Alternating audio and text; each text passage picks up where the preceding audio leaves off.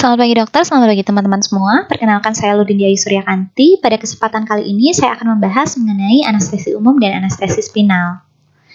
Nah, sebelum itu kita harus tahu terlebih dahulu apa sih anestesi. Nah, anestesi ini berasal dari bahasa Yunani, yaitu an yang artinya tidak atau tanpa, dan aseos yang artinya persepsi atau rasa. Anestesi ini merupakan hilangnya respon yang reversibel terhadap suatu rangsangan atau noxious stimuli. Ini terdiri dari trias anestesi. Yang pertama adalah hipnotik, yaitu tidak sadarkan diri. Kemudian ada analgesi, yaitu bebas nyeri. Dan relaksasi, yaitu mati gerak. Untuk teknik anestesi dibedakan menjadi 3, yaitu umum, regional, dan lokal. Namun bisa secara umum dikelompokkan menjadi 2, yaitu anestesi umum, di mana hilangnya rasa nyeri disertai dengan hilangnya kesadaran. Kemudian juga ada anestesi lokal, di mana hilangnya rasa nyeri tidak disertai dengan hilangnya kesadaran. Nah, sekarang kita bahas terlebih dahulu anestesi umum. Apa sih anestesi umum itu? Itu merupakan suatu keadaan tidak sadar, sementara yang diikuti oleh hilangnya rasa nyeri di seluruh tubuh akibat pemberian obat anestesi. Ini dibedakan menjadi 3. Bisa anestesi umum secara intravena, yaitu dengan cara injeksi obat anestesi parenteral ke pembuluh darah vena. Dibedakan menjadi 3 variasi. Yang pertama, anestesi intravena klasik, kemudian anestesi intravena total, dan anestesi analgesi neuroleptik. Kemudian ada anestesi umum secara inhalasi atau volatile. Itu merupakan anestesi umum dengan cara kombinasi obat anestesi inhalasi atau dalam bentuk gas atau cairan menguap melalui alat atau mesin anestesi langsung ke udara inspirasi. Nah, tekniknya ini dibedakan menjadi 3. Yang pertama, inhalasi menggunakan sungkup muka, kemudian inhalasi menggunakan pipa endotrakeal dengan nafas spontan, dan juga inhalasi menggunakan pipa endotrakeal dengan nafas terkendali. Kemudian ada juga balance anestesi atau anestesi umum imbang. Ini merupakan teknik yang paling sering digunakan saat ini, yang bisa merupakan kombinasi dari intravena dan inhalasi, atau juga kombinasi dari umum atau regional, sehingga bisa menciptakan trias anestesi yang optimal dan berimbang. Seperti yang tadi sudah dijelaskan, yaitu hipnotik, analgesi, dan juga relaksasi. Apa sih keuntungan dan kerugian dari anestesi umum? Yang pertama adalah keuntungan anestesi umum, mencegah ansietas pasien selama prosedur medis berlangsung, karena pasiennya tidak sadar. Kemudian memberikan efek amnesia, karena pasien tidak sadar sehingga pasien tidak mengingat apa saja yang telah dilakukan saat operasi. Kemudian juga memungkinkan dilakukan prosedur dengan waktu lama, dan juga memudahkan kontrol penuh terhadap ventilasi pasien. Namun, kerugian anestesi umum yang pertama adalah mempengaruhi fisiologis, dan karena hampir semua regulasi tubuh menjadi tumpul di bawah anestesi umum. Kemudian juga memerlukan pemantauan yang lebih holistik dan rumit.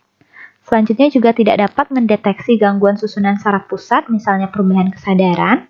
Kemudian juga risiko komplikasinya biasanya lebih besar dan memerlukan persiapan pasien yang lebih seksama. Untuk prosedur anestesi umum, yang pertama kita lakukan adalah persiapan pasien sesuai dengan pedoman evaluasi pra-anestesi. Kemudian kita pasang alat bantu seperti monitor EKG dan tekanan darah. Kemudian kita siapkan alat-alat. Kemudian kita siapkan juga obat anestesi, obat resusitasi, dan alat bantu nafas manual. Serta kita siapkan mesin anestesi. Selanjutnya kita lakukan induksi bisa melalui intravena atau inhalasi. Kemudian kita lakukan pengelolaan jalan nafas sesuai dengan pedoman. Dilakukan intubasi atau pasang pipa endotrakeal. Kemudian bisa diberikan rumatan anestesi, yaitu obat-obat yang menyebabkan trias anestesi ini bisa terwujud. Kemudian untuk pernafasannya bisa dikendalikan secara mekanik atau manual, dan hingga kita bisa memberikan O2 yang sesuai kebutuhan dari pasien. Nah, selama prosedur anestesi ini kita harus pantau terus DTV-nya secara kontinu. Kemudian untuk selesai operasi, pemberian anestesi biasanya dihentikan dan diberikan juga obat-obat penawar pelumpuh otot atau masker relaksan. Kemudian apabila pasien sudah bernafas spontan, kita bisa lakukan ekstubasi PET dan bisa memindahkan pasien ke ruang pemulihan lalu dilakukan monitoring. Nah, ini adalah premedikasi. Premedikasi ini dilakukan pada saat tahap persiapan. Nah, ini merupakan suatu pemberian obat-obatan sebelum induksi anestesi. Biasanya diberikan 1-2 jam sebelum dilakukan anestesi. Gunanya adalah agar pasien aman dan nyaman. Nah, tujuannya yang pertama untuk mengurangi kecemasan, kita bisa berikan benzodiazepin. Kemudian juga untuk mengurangi nyeri, bisa diberikan opioid. Kemudian untuk mengurangi kebutuhan obat-obat anestesi. Kemudian juga untuk mengurangi sekresi saluran pernafasan dengan kita berikan atropin. Kemudian bisa juga untuk mengurangi kejadian mual muntah pasca operasi dengan kita berikan antiemetik. Kemudian juga membantu pengosongan lambung dan mengurangi produksi asam lambung dengan kita berikan proton pump inhibitor dan juga mencegah refleks yang tidak diinginkan. Nah, pada saat persiapan induksi anestesi, kita harus ingat statik. Yang pertama adalah kita siapkan scope, yaitu laryngoskop dan stetoskop. Kemudian kita siapkan tube atau pipa endotrakeal. Lalu untuk airway, kita siapkan oropharyngeal dan nasopharyngeal airway. Kemudian untuk selanjutnya kita siapkan tape, yaitu plexter untuk visasi. Lalu kita siapkan introducer, yaitu mandrin dan stilet. Lalu kita siapkan juga konektor untuk menyambung PET dan suction untuk alat hisap lendir. Ini merupakan stadium anestesi berdasarkan Goodell pada tahun 1920, di mana anestesi pada saat itu masih menggunakan ether. Yang pertama adalah stadium analgesia atau analgesia and sedation stage, di mana ini adalah merupakan periode pasien sadar hingga pasien kehilangan kesadaran. Ini ditandai dengan adanya respirasi spontan. Kemudian pada stadium ini juga masih ada refleks dan biasanya dapat dilakukan pada tindakan pembedahan ringan seperti misalkan cabut gigi. Nah, pada stadium ini akan berakhir dengan ditandai dengan hilangnya refleks bulu mata. Kemudian ada stadium eksitasi atau stadium yang kedua. Ini merupakan stadium yang dimulai dari akhir stadium 1 dan ditandai dengan adanya pernafasan yang irreguler, kemudian pupilnya melebar dengan refleks cahaya yang positif. Selanjutnya ada pergerakan bola mata yang tidak teratur, kemudian adanya lakrimasi, dan tonus ototnya meninggi dan diakhiri dengan hilangnya refleks menelan dan kelopak mata. Selanjutnya adalah stadium anestesi atau stadium yang ketiga. Ini ditandai dengan pernafasan yang teratur hingga hilangnya pernafasan spontan. Ini dibedakan menjadi 4 plana. Yang pertama adalah nafas otomatis hingga gerak bola mata berhenti. Kemudian ada plana kedua, yaitu gerak bola mata berhenti hingga nafas torakal lemah. Kemudian ada plana ketiga, yaitu nafas torakal lemah hingga nafas torakal berhenti, ditandai dengan pupil dilatasi dan relaksasi otot. Kemudian ada plana keempat, yaitu nafas torakal berhenti hingga nafas diafragma berhenti, di mana ditandai dengan dilatasi maksimal dari pupil dan juga hanya terdapat nafas abdomen. Kemudian ada stadium yang keempat, yaitu stadium paralisis, di mana disebut juga stadium respiration intoxication atau respiration arrest. Di stadium ini terjadi kegagalan respirasi yang jika anestesinya tidak dihentikan, kemungkinan bisa terjadi cardiac arrest. Nah, untuk anestesi umum atau anestesi umum inhalasi, di mana obat-obat inhalasi ini akan masuk ke dalam pernafasan pasien. Untuk jenis-jenis obat inhalasi ini dibedakan menjadi non-halogenated gas, yaitu nitrous oxide, dan halogenated hidrokarbon atau volatile, yaitu halotan, eflufuran, isofluran, desofluran, sevofluran. Selanjutnya kita bahas mengenai satu persatu. Yang pertama adalah nitrous oxide atau N2O.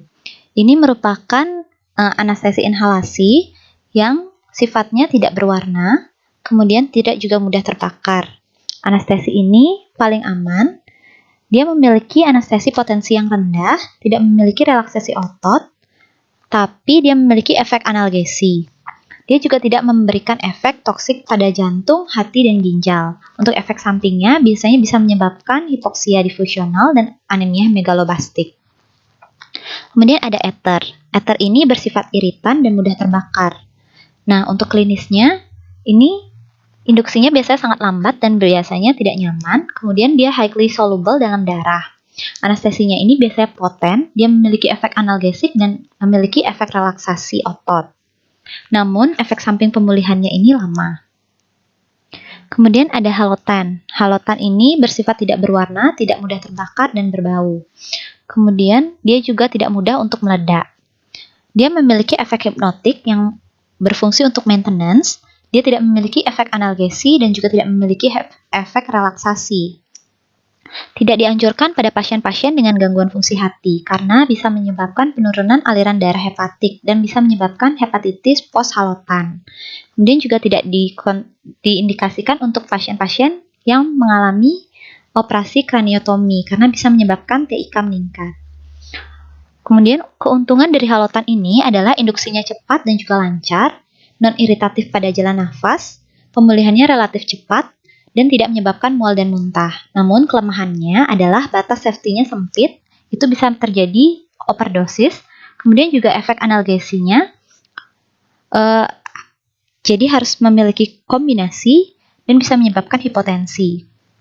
Kemudian ada efluran. Efluran ini merupakan turunan ether, dia cair dan tidak berwarna. Biasanya tidak iritatif, berbau harum, dan cenderung lebih stabil dan induksinya lebih cepat dari halotan. Dia memiliki efek hipnotik, analgesi, dan juga relaksasi. Namun efek sampingnya adalah dia bisa menyebabkan hepatotoksik dan gangguan fungsi ginjal. Ini tidak diindikasikan pada orang-orang epilepsi karena bisa menyebabkan kejang. Kemudian yang selanjutnya ada isofluran. Isofluran ini merupakan turunan ether, dia cair dan tidak berwarna, namun dia memiliki sifat iritatif pada jalan nafas. Untuk klinisnya, dia memiliki efek hipnotik, kemudian dia memiliki efek analgesi dan memiliki efek relaksasi. Selanjutnya ada desfluran. Nah, desfluran ini mirip seperti isofluran. Dia sangat mudah menguap. Nah, untuk kliniknya dia memiliki ketiga efek tersebut, kemudian dia tidak diindikasikan untuk orang-orang dengan hipovolemi, hipertermia maligna, dan hipertensi intrakranial. Kemudian selanjutnya ada sevofluran, di mana sevofluran ini merupakan turunan ether, dia cair, tidak berwarna, tidak eksplosif, tidak berbau, dan juga tidak iritatif. Ini efeknya adalah hipnotik, efek analgesinya ada, dan juga efek relaksasinya ada. Biasanya induksi dan pemulihannya cepat. Ini bisa digunakan pada bayi atau anak-anak yang tidak kooperatif. Namun, dikontraindikasikan pada orang-orang dengan hipovolemi, kemudian hipertermia maligna, dan juga hipertensi intrakranial.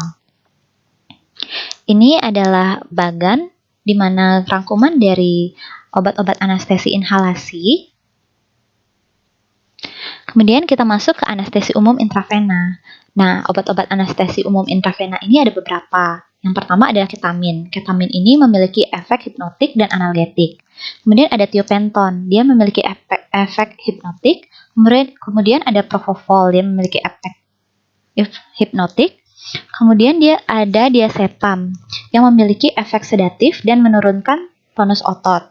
Kemudian ada midazolam yang memiliki efek sedatif. Ada pentidin, dia merupakan obat yang memiliki efek analgetik dan sedatif. Kemudian ada morfin yang memiliki efek analgesik dan sedatif, dan ada fentanyl atau sufentanil yang memiliki efek analgetik dan sedatif. Kita bahas satu persatu. Di sini ada tiopental. Ini merupakan golongan barbiturat. Sifatnya hipnotik yang sangat kuat. Induksinya cepat, lancar, dan tidak diikuti eksitasi. Kemudian pola respirasinya biasa tenang dan bisa hipoventilasi. Efek analgetiknya tidak ada dan juga tidak menyebabkan efek relaksasi otot. Pemulihannya biasa cepat tapi masih ada rasa kantuk biasanya. Kemudian ini tidak bisa diberikan pada orang-orang dengan PPOK, kemudian dekomposisi kordis, shock berat, insufisiensi adrenokortikal, status asmatikus, dan porfiria. Dia memiliki efek samping menyebabkan hipoventilasi sehingga menyebabkan henti nafas. Kemudian dia memiliki efek samping risiko spasme laring dan bronkus. Kemudian depresi kardiovaskular, nekrosis sentral hati. Untuk dosis induksinya bisa diberikan seperti bagian di sebelah. Kemudian ada propofol. Propofol ini sifatnya hipnotik, kemudian induksinya cepat atau rapid acting. Kemudian dia memiliki efek analgesik, relaksasi ototnya tidak memiliki efek relaksasi otot dan tidak memiliki efek analgesik, tapi dia memiliki efek anti-emetik. Kemudian kelebihannya biasanya dia bekerja lebih cepat dibandingkan tiopental. Dia konfusi pasca bedahnya minimal, mual muntah pasca bedahnya minimal. Nah, dikontraindikasikan pada anak-anak di bawah umur 3 tahun, wanita hamil, dan manula. Pada manula, dosisnya itu harus dikurangi. Kemudian dia memiliki efek samping menyebabkan hipotensi, apnea sementara selama induksi. Dosisnya bisa dilihat. Kemudian ada ketamin. Ketamin ini merupakan anestesi disosiatif. Sifatnya itu analgesik, anestesik, dan katapelektik kerja cepat. Dia ini merupakan kontraindikasi. Kontraindikasinya adalah hipersensitivitas dan hipertensi. Dia memiliki efek samping menyebabkan takikardi, hipertensi, hipersalivasi, mual dan muntah pasca anestesi, dan pandangan kabur serta mimpi buruk. Kemudian ada opioid. Opioid ini contohnya morfin, pentidin, fentanyl, dan sufentanil. Apabila dikombinasi dengan tranquilizer seperti droperidol, ini dapat menyebabkan obat neuroleptanalgesia. Nah, sifatnya ini fentanyl memiliki efek analgesik, anestesi yang lebih kuat, dan efek depresi nafas yang lebih ringan.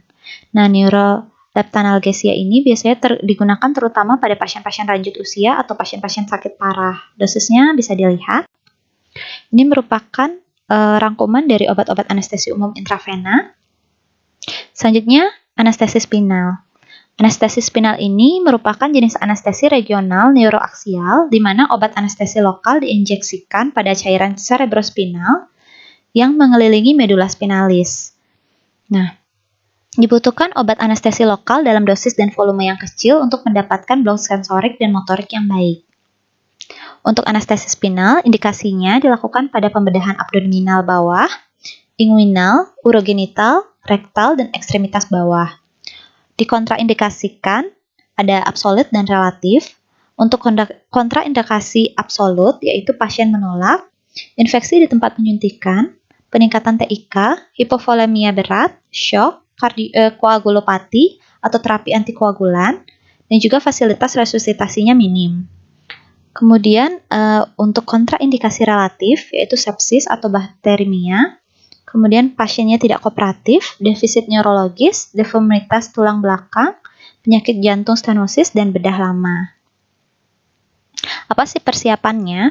Nah, persiapannya itu adalah pasien yang pertama adalah alat resusitasi, intubasi, dan anestesi umum, yaitu statik.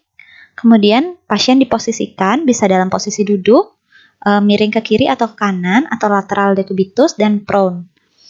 Kemudian kita juga identifikasi tempat penyuntikannya.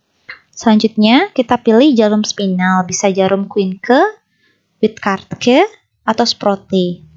Lalu disiapkan juga obat anestesi lokal, yaitu bisa lidokain, tetrakain, bufikain, tropikain, dan chloropokain. Ini merupakan obat-obat anestesi lokal yang bisa digunakan. Itu ada golongan ether dan juga golongan amid. Untuk komplikasinya, pada saat tindakan dapat menyebabkan hipotensi, bradikardi, blok spinal total atau blok spinal tinggi, kemudian bisa menyebabkan trauma pembuluh darah, trauma saraf, dan mual muntah. Selanjutnya, untuk komplikasi pasca tindakan dapat menyebabkan nyeri tempat suntikan, nyeri punggung, nyeri kepala atau postdural puncture headache, dan retensi urin serta menggigil pasca anestesi spinal. Sekian presentasi mengenai anestesi umum dan anestesi spinal. Mohon maaf atas apabila ada kesalahan. Terima kasih.